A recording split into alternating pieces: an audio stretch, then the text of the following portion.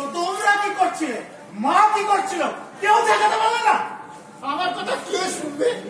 মা কত কান্নাকাটি করলেন, না খেয়ে দিয়ে ঠাকুর ঘরে নিয়ে বসে রইলেন। বড়দা কর্তা বাবাকে বদল দেওয়া করে সোজা রেজিস্ট্রি অফিসে নিয়ে গেল। তবে তবে বাড়িটা লিখে দিয়েছে। বাবা কিন্তু লুকিয়ে স্টোকেশন করছিল। শুনতো দাদা দাদা, সব ওই বড় বৌদিটির কাজ। সেখানে বসে কলকাঠি ডাকছে, দাদাকে পেয়েছে একটা ভেড়া। কিরে মাথা ধরেছে, কি বলছিস বল? ওসব চালাকি বন্ধ করো দাদা। বাড়িতে পা দেওয়া দেখে শুনছি তোমার নাকি মাথা ধরেছে। আসলে বলো, সামনে দাঁড়াতে ভয় পাচ্ছ। চুরি করে শুনলাম সেটার কাছে বাড়িটা বেচে দিয়ে। বেঁচে দিলে বাবার বাড়ি বাবা বিক্রি করেছে, আমি কি জানি? আমি এসবে কিছু জানো না বাবাকে উস করছে কারা? বুড়ো বুড়ির মধ্যে ঝগড়াঝাটি মন কষাকষি হয়ে থাকে। তা তোমরা এমনই, সেটাকে না দেখিয়ে তার থেকে ফায়দা তুলছো তুমি আর বৌদি। এত ছোট, এত লিস তোমরা। তো যা বলার তুই আমায় বল, এর মধ্যে বৌদিকে টানবি না। সে বেচারি বেচারি পাউরুটিতে জেলি মাখিয়েও খেতে জানেন না। ইতিপূর্বে বাবার লাইফ ইন্স্যুরেন্সের নিট 1 লাখ টাকা এভাবেই কাট করেছে তোমরা। এবারেও ভেবেছিলে বাড়ি বিক্রি 20 লাখ টাকা দিয়ে কেটে পড়বে। নেহাতে আমি এসে পড়া কিছু করতে পারবি না। টাকা আমার হাতে এসে গেছে, বাড়ি পয়সা ছাড়ছি না। সে কথা তুমি বড় বড় করে বলছো। অশিক্ষিত দেহ বৌদির পাল্লায় পড়ে এতটাই অর্থ পিছাস হয়ে পড়েছো তুমি। যা খুশি তুই বল, পিসাচ নিচ ছোট লোক, তো যা খুশি। টাকা আমি ছাড়বো না, তো যা পার তুই করে নিস, যা। দেখবে দেখবে আমি কি করতে পারি। আমিও দেখছি ও টাকা দিয়ে কিভাবে তুমি কলকাতা ছাড়ো। না ছোট বাবা, ব্যাগে কি স্যার? তুই ব্যাগটা নিয়ে নি কেন? বাড়ি বিক্রির টাকা আছে পুরো 20 লক্ষ। টাকা পাঠাতে দাদাই। বাবা বাবা বাবা, ছোট কাকা এমন করে বলছে, তবু তুমি এই টাকাটা নেবে?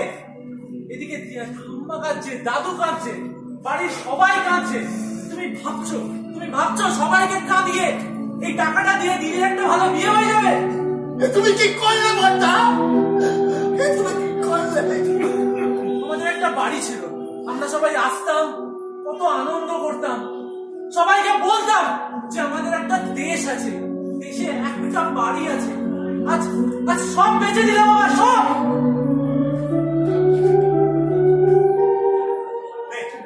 টাকা চাইছিলি না? দেখ এই নে, আমি তো তোর সব ফাঁকি দিয়ে দিয়েছি। টাকা নিয়ে খেঁচা দিয়েছি, আর ভালো লাগে না। আমি চলে যাবো। শোন, ওই টাকা নে আর বাবা মাকে নিয়ে যা। বাবা মাকে আমি কোথায় নিয়ে যাবো? দিল্লিতে তোর বউ কুকুর পুষছে, আর শ্বশুর শাশুড়ি পুষতে পারবে না? আরে না না, কাকুলি নির্জনতা পছন্দ করে।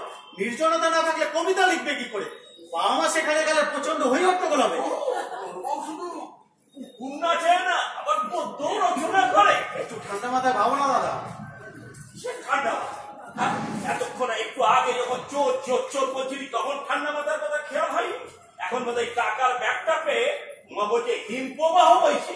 ছেলের কাছে ওর আচ্ছন্নতা রইল না। ঠিক আছে, দিতে হবে না, মানে পুরো টাকাটা দিতে হবে না। তুমি হাফ নাও, মা বাবাকে নিয়ে যাও। চমৎকার!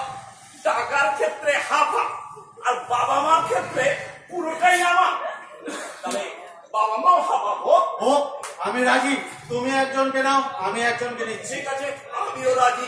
তবে একটা কথা, আমি কিন্তু মাকে নেব। সে কি, মাকে তুমি নেবে দাদা? ছেলেবেলা থেকে তো বাবার আদরে। আরে শোন, ব্যাপারটা হচ্ছে সেখানে হচ্ছে আমাদের বিশ্বাসী কাজের লোক পাওয়া যায় না। মানে মা গেলে তোর বৌদির একটু সুবিধে হয়, এই জন্যই আর কি। অবশ্য তোর যদি আপত্তি না থাকে। আরে না না, আপত্তি করবো কেন? তুমি মুখ ফুটে চাইছো, সামান্য মাকে তোমায় দিতে পারবো না? বলছিলাম বৌদির সঙ্গে মার বনে না। এ বাবা, কাজ পেলে ঠিক গুনিয়ে নেবে। আর আমার কি হবে? ও সত্যা, ও বড়দা, তোমরা বাবাকে তো দুঘাত করে ফেললে। কানাই কোন মেঘা করবে? সেই এতটুকু বয়স থেকে কর্তা বাবা গিন্নিমার কাছে আসি, আজ আমি বুড়ো হয়েছি। এখন দুজনে সুন্দর দুপুরুকে আর কানাই কি করে ভালোই নাই। ও বাবা, ও বাবা। আচ্ছা বড় পোকা, এসব কি শুনছি?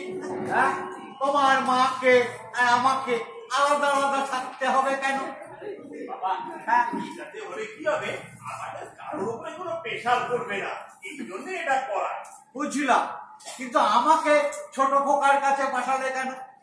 আমি তো তোমার কাছে থাকবো বলে ঠিক করেছি, তুমি তো আমার বড় খোকা, তাহলে ভাবটা কেন এমন হলো?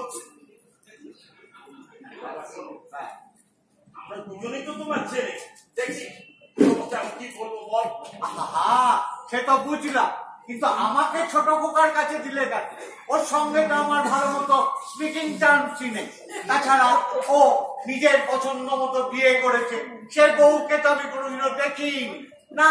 না না না, আমি ওর কাছে থাকতে পারবো। কে কোথায় থাকবে সেটা ঠিক করব আমরা। হ্যাঁ,